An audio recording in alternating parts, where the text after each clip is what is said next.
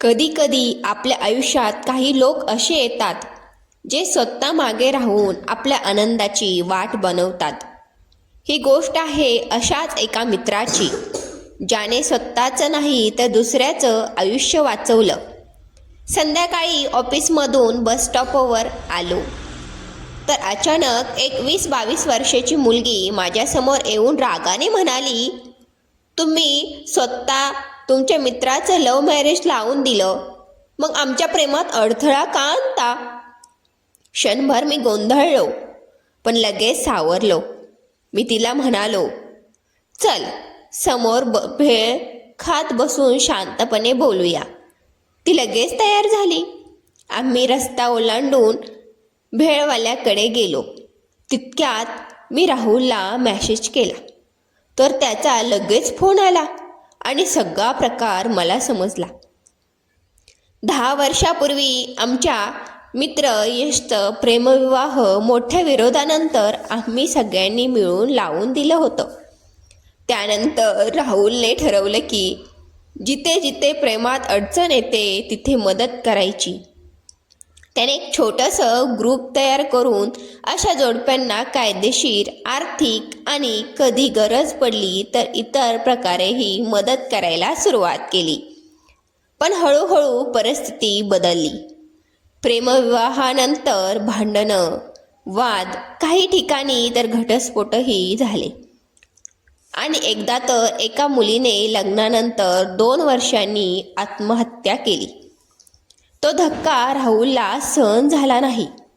त्याने सगळी संस्था बंद केली. आता ही मुलगी ABCD राहुलच्या ओळखीच्या मुलावर प्रेम करत होती आणि लग्नासाठी हट्ट करत होती.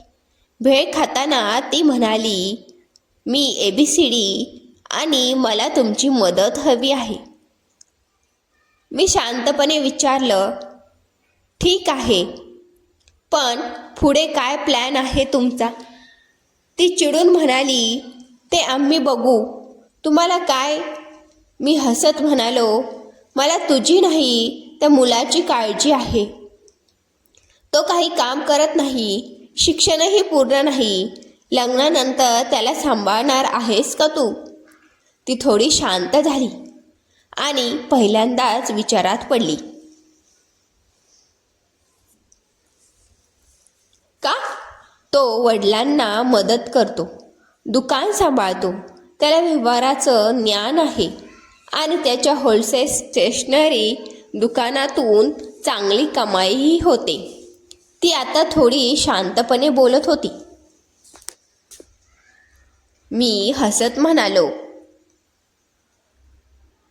तो त्याच्या बापाचं दुकान आहे. तुला खरंच वाटतं सगळं इतकं सोपं आहे? अजून त्याच्या घरच्यांना तुमचं प्रकरण कळलेलं नाही म्हणून ठीक आहे, पण एकदा कळलं ना तर त्याला घराबाहेर काढायला त्यांना वेळ लागणार नाही. तो एकुलता एक मुलगा असला तरी त्याच्या वडिलांचा स्वभाव खूप कडक आहे. तेव्हा पुढे काय करायचं याचा विचार करून ठेव.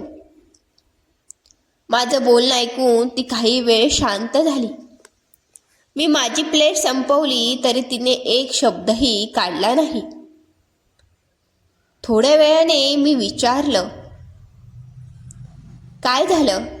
काही बोलत का नाहीस? ती म्हणाली,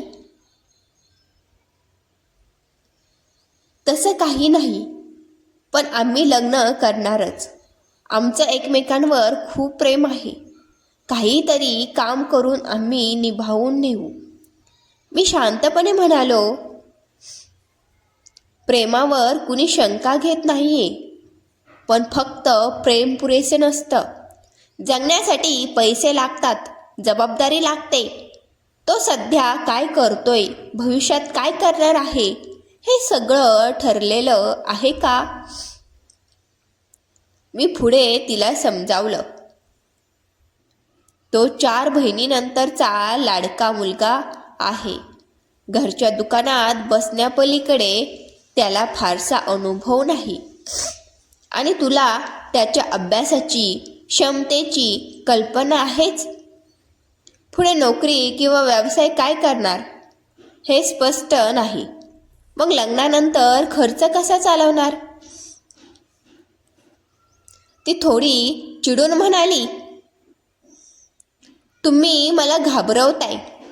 तुम्हाला आमचं लग्न व्हायला नको आहे, पण मी हार मानणार नाही. मला नोकरी मिळू शकते, तोही काहीतरी करेल. प्रेम माणसाला सगळं शिकवतं. मी काही बोललो नाही. आम्ही दोघं परत बस स्टॉपकडे चालायला लागलो. मी तिला विचारलं, तो 4 दिवसापासून कॉलेजला का येत नाही, माहिती आहे का तुला? ती म्हणाली, नाही, पण त्याच्या घरी काहीतरी प्रॉब्लेम झाला आहे हे मला जाणवलं. त्याचा फोनही बंद आहे.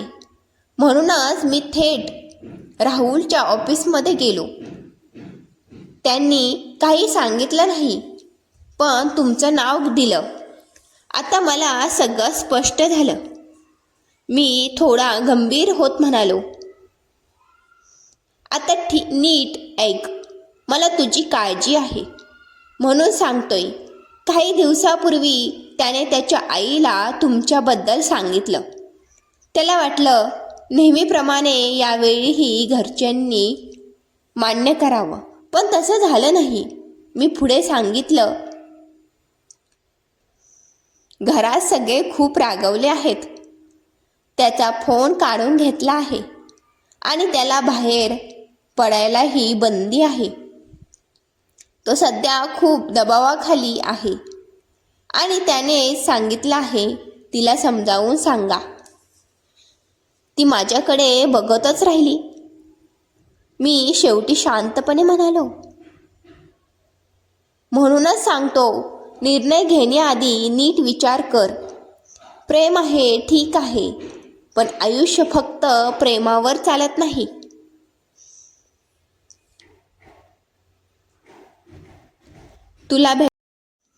तुला भेटण्याआधी रवीचं खरं मत काय आहे हे समजून घेण्यासाठी मी त्याला भेटायला गेले. पण तिथे गेल्यावर वातावरण खूपच ताणलेलं दिसलं. रवीचा मोबाईल त्याच्या बहिणीने घेतला होता आणि त्याला घराबाहेर पडायलाही बंदी घातली होती. घरच्यांकडून असा विरोध मिळेल याची त्याला अजिबात अपेक्षा नव्हती. त्यामुळे तो पूर्णपणे खचलेला दिसत होता. मला राग आला म्हणून मी त्याला चांगलं सुनावलं आणि एक संधी दिली. मी त्याला स्पष्ट सांगितलं, जर तुला तिच्याशी लग्न करायचं असेल तर आत्ताच्या आत्ता स्वतःच्या हिमतीवर घराबाहेर पड. पण तो काहीच बोलला नाही, फक्त शांत बसून राहिला. खरं सांगायचं तर जर त्याने ठामपणे उभं राहून माझं तिच्यावर खरं प्रेम आहे, मी लग्न करेन तर तिच्याशीच असं सांगितलं असतं आणि त्या क्षणी घराबाहेर पडला असता, तर मी स्वतः पुढाकार घेऊन तुमच्या लग्नासाठी त्याच्या घरच्यांना तयार केलं असतं. पण त्याच्यात ती हिंमत दिसली नाही. प्रेम करणं सोपं असतं, पण ते निभावून नेणं खूप कठीण असतं. लग्नानंतरचं प्रेमाची खरी परीक्षा सुरू होते आणि त्या परीक्षेला सामोरं जायचं असेल तर दोघांनीही मजबूत असणं खूप गरजेचं असतं. जगाशी लढायची ताकद असावी लागते. मग तू स्वतःला एक प्रश्न विचार, जो मुलगा स्वतःच्या प्रेमासाठी उभा राहू शकत नाही, त्याच्या आधारावर तू आयुष्याचा मोठा प्रवास करायला तयार आहेस का? घाईत कोणताही निर्णय घेऊ नकोस. शांतपणे विचार कर. त्याचं खरं मत काय आहे ते समजून घे. आणि कुठलीही शंका असेल तर मी आहेच तुझ्यासाठी. आयुष्य तुझं आहे, त्यामुळे निर्णयही तुलाच असायला हवा. मी त्याला विचारलं, प्रेम पूर्ण होणं इतकं महत्त्वाचं असतं का? म्हणजे त्यासाठी सगळ्या जगाशी लढावं लागेल इतकं? यश लगेच म्हणाला, तुझ्या आवाजातच उत्तर आहे मित्रा. अजूनही आठवते ना ती तुला? मी शांतपणे हसलो. आठवण येते कधी कधी, पण त्याला झुरणं म्हणणार नाही. मनाच्या एका कोपऱ्यात ती कायमची राहिली आहे, एवढंच. पण त्यासाठी मी जगाशी भांडलो नाही. हेच बरं झालं. नाहीतर आज जी छान बायको आणि गोड मुलं आहेत माझ्याकडे, ते सगळं मिळालं असतं का? यश थोडा गंभीर झाला. पण एकदा तरी बोलायला हवं होतं ना तिच्याशी. असं एकतर्फी सगळं संपवणं योग्य नव्हतं. तू स्वतः काही केलं नाहीस आणि आम्हालाही करू दिलं नाहीस. मी त्याला समजावत म्हणालो, मुद्दा तोच आहे रे. कोणासाठी जीव देणं घेणं इतकं महत्त्वाचं नसतं. प्रेम तर अजिबात नाही. जे प्रेम आपल्याला जगायला शिकवत नाही, ते प्रेम कसल्यासाठी? थोडा वेळ शांतता झाली. यश पुन्हा म्हणाला, ठीक आहे, पण तू इतका विचार का करतोस? प्रेमात एवढं गणित नसतं. मी हसत म्हणालो, मी फक्त परिस्थिती स्पष्ट करून दाखवतो. सपोर्ट करायचा की विरोध यांच्या पलीकडेही खूप काही असतं. प्रेम करणाऱ्यांनी हे सगळं समजून घेतलं पाहिजे. आपण काय मिळवणार, काय गमावणार, आणि मगच निर्णय घ्यावा. असा निर्णय घ्यावा की पुढे कधीही पश्चाताप वाटू नये. यश मोठ्याने हसला. हे सगळं समजून घेण्याचं वय नसतं रे ते. असं विचार करणारा तू एकटाच असशील. मी हसत म्हणालो, नाही रे, अजूनही लोक असतात असे. तुझी बायकोसुद्धा तशीच आहे. तिने अंधेपणाने प्रेम करून लग्न केलं नाही तुझ्याशी. मी तिच्याशी सगळं बोललो होतो तेव्हा विचार करूनच तिने होकार दिला. यशचा चेहरा बघण्यासारखा झाला. काय, तू तिच्याशी आधीच बोलला होतास? माझं लग्न मोडलं असतं तर? मी हसत म्हणालो, तुझं नाही मोडलं, पण माझं बोलणं ऐकून काही लोकांनी निर्णय बदलले, हे खरं. यश हसत म्हणाला, आत्ता समजलं माझी बायको इतकी शांत आणि समजूतदार कशी झाली ते. आम्ही दोघेही हसत निरोप घेतला.